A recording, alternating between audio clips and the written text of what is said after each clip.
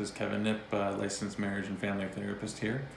I wanted to talk today about the idea of getting stuck. And I think a lot of us, we have the experience of getting stuck when we're trying to accomplish something. But not so much stuck like we're unable to move past, but stuck like in our mind where we're thinking about something and we get snagged. And there's a lot of different professions and religions, and they look at this in different ways. But for our purposes, getting stuck here means something has grasped our attention, something has grabbed us, and we're getting caught up in it.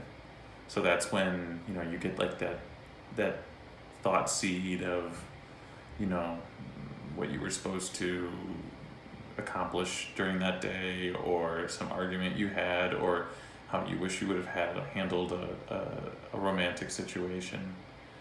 And so in these moments, generally what happens is we start having the thought pattern that gets us hooked into that.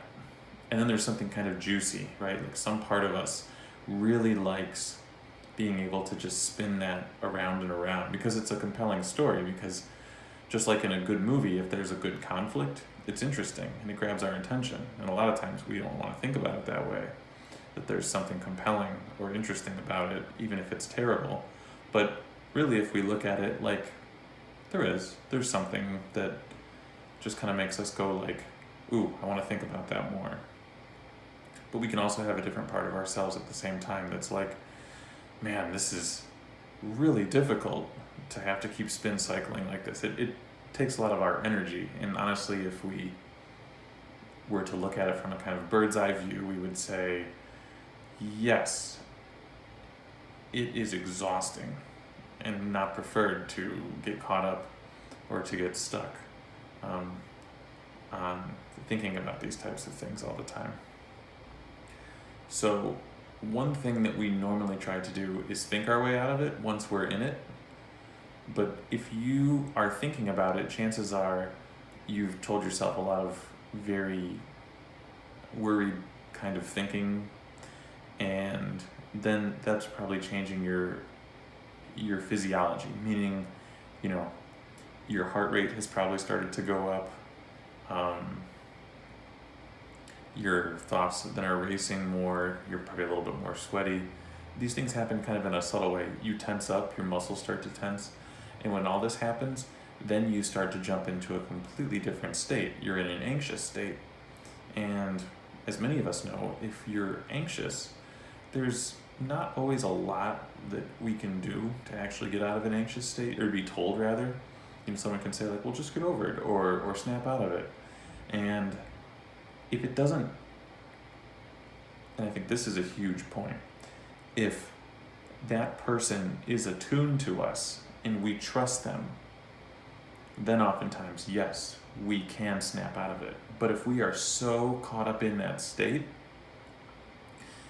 the part of us that is able to connect with another human being and feel calmed by their advice or their recommendation, if it's not available to us, we can't do it. Which is why one of the best things we can do when we're upset is to try to open ourselves to the help of other people. We're social animals. We should not be doing everything in isolation on our own. We can take, ownership of what it is that we feel inside of ourselves, of course, but to completely say, I should do this by myself, that's not very helpful. So I think, in short, the main thing we can do to be unstuck is to notice that we're getting stuck, notice what mood state we're in, and if we have somebody nearby, to reach out just to connect, to get away from just being stuck and ultimately alone. And I think that is really the hardest part. So if you like this information, a little corny, but go ahead and like and subscribe. And I'll be looking to make more videos like this to help people with their difficulties with what goes on in their relationships and the mind-body connection. And I think it's going to be a wonderful thing.